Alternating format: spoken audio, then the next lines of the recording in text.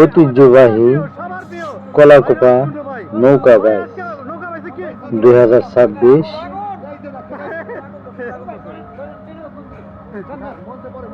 আজকের এই নৌকা বাইচে প্রথম পুরস্কার হিসেবে থাকছে একটি মোটরসাইকেল এবং দ্বিতীয় পুরস্কার হিসেবে থাকছে দুটো ফ্রিজ